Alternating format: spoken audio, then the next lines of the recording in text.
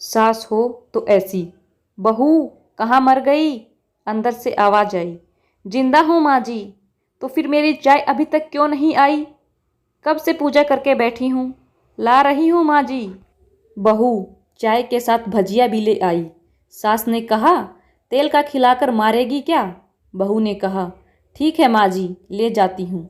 सास ने कहा, रहने दे, अब बना दिया तो खा लेती हूँ। सास ने भजिया उठाई और कहा, कितनी गंदी भजिया बनाई है तुमने।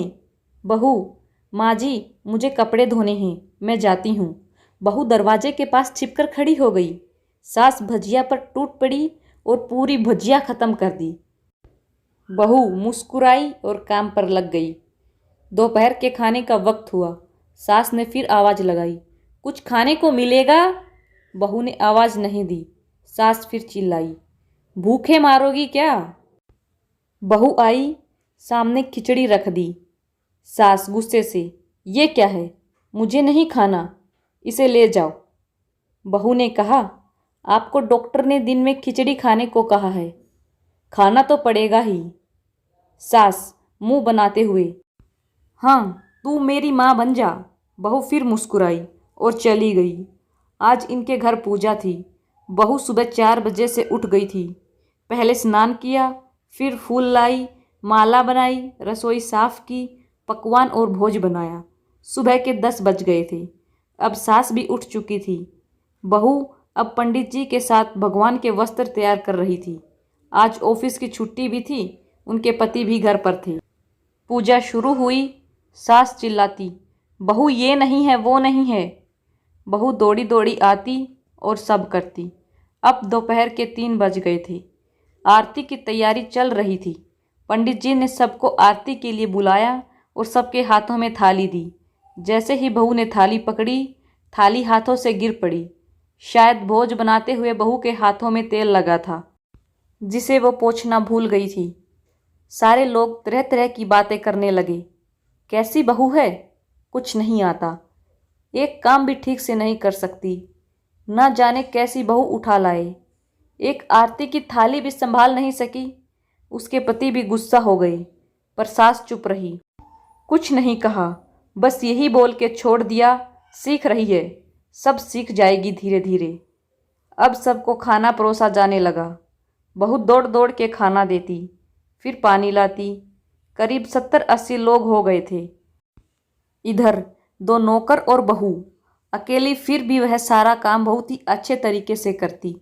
अब उसकी सास और कुछ आस पड़ोस के लोग खाने पर बैठे।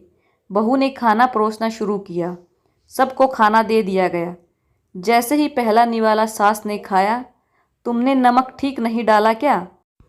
एक काम भी ठीक से नहीं करती, पता नहीं मेरे बाद कैसे ये घर संभालेगी।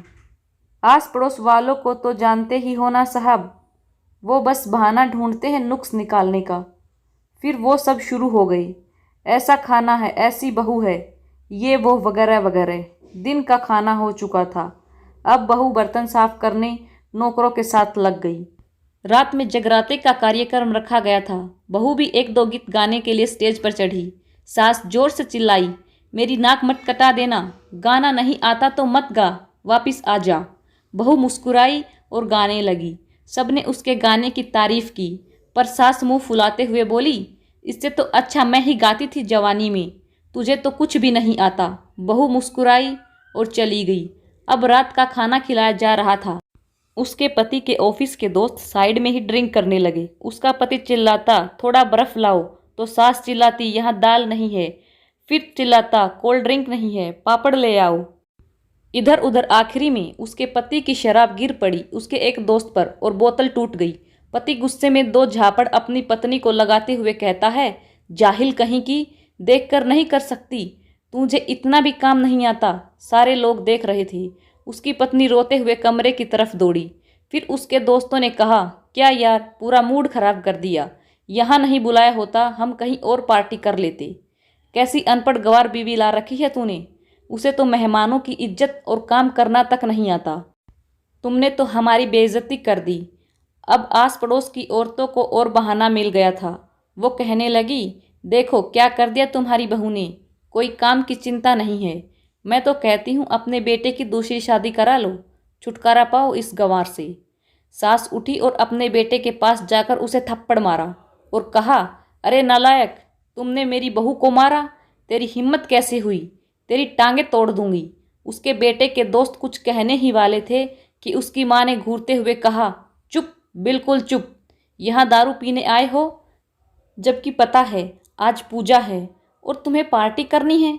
कैसे संस्कार दिए हैं तुम्हारे माता पिता ने। और किसने मेरी बहू को जाहिल बोला, जरा इधर आओ, चप्पल से मारूंगी अगर मेरी बहू को किसी ने शब्द भी कहा तो। अरे पापी, तूने उस लड़की को बस इसीलिए मारा कि तेरी शराब की बोतल टूट गई। पापी, वो बच्ची सुबह 4 बजे से उठी है, घर का सारा काम कर रही है, ना सुबह का नाश्ता किया ना दिन का खाना खाया, फिर भी हंसते हुए सबकी बातें सुनते हुए, ताने सुनते हुए घर के काम में लगी रही है। तेरे यार दोस्तों को वो अच्छी नहीं लगी, जूते से मारूंगी तेरे दोस्तों को जो अब उन्होंने ऐसा कहा। उसके यार दोस्त चुपके से खिसक लिए। अब सास बहू के कमरे में गई और बहू का हाथ पकड़कर बाहर लाई। सबके सामने कहने लगी, किसने कहा था अपनी बहू को घर से निकाल के दूसरी बहू ले आना, जरा सामने आओ।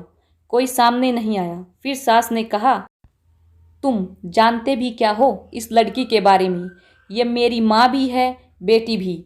माँ इसीलिए मुझे गलत काम करने पर डांटती है और बेटी इसलिए कभी कभी मेरी दिल की भावनाएं समझ जाती है। मेरी दिन रात सेवा करती है, मेरे 1000 ताने सुनती है, पर एक शब्द भी गलत नहीं कहती, ना सामने ना पीठ पीछे। और तुम कहते हो दूसरी बहू ले आऊं। याद है ना छुटकी की दादी, अपनी बहू की करतूत। सास ने गुस्से से पड़ोस की महिला को कहा, अभी पिछले हफ्ते ही तुम्हें मियाँ बीवी भूखे छोड़कर घूमने चले गए थे। मेरी इसी बहू ने 7 दिनों तक तुम्हारे घर पर खाना पीना, यहाँ तक कि तुम्हारे पैर दबाने जाती थी, और तुम इसे जाहिल बोलती हो। जाहिल तो तुम सब हो जो कोयले और हीरे में फ़र्क नहीं जानते। अगर आइंदा मेरी बहू के बारे में किसी ने एक लफ्ज़ भी बोला तो मुझसे बुरा कोई नहीं होगा, क्योंकि ये मेरी बहू नहीं, मेरी बेटी है। बहू सिसकियां लेते हुए फिर कमरे में चली गई। सास ने एक प्लेट उठाई और भोजन परोसकर बहू के कमरे में खुद ले गई। सास को भोजन लाते देखा तो बहू ने कहा, अरे माँ जी, आप क्या कर रही हो, मैं खुद ले लेती। सास ने प्यार से ताना मारते हुए कहा, डर मत, इसमें जहर नहीं है, मार नहीं डालूंगी तुझे। तुझे नई सास चाहिए होगी, पर मुझे अभी भी तू ही मेरे घर की बहू चाहिए। बहू ने अपनी सास को रोते हुए गले से लगा लिया। सास भी रो दी पहली बार और कहा, चल खाना खा ले। फिर मजाक करते हुए कहा, फिर मेरे पैर दबाने चले आना, और ये ख्याल मन में मत लाना कि सास पैर बोलती है, किसी दिन मैं इसका गला दबा दूंगी, क्योंकि कभी मैं भी यही सोचती थी। दोनों खूब हंसने लगी। कुछ रिश्ते बहुत मीठे होते हैं, बस बातें कड़वी होती हैं। Thanks for watching and subscribe my channel.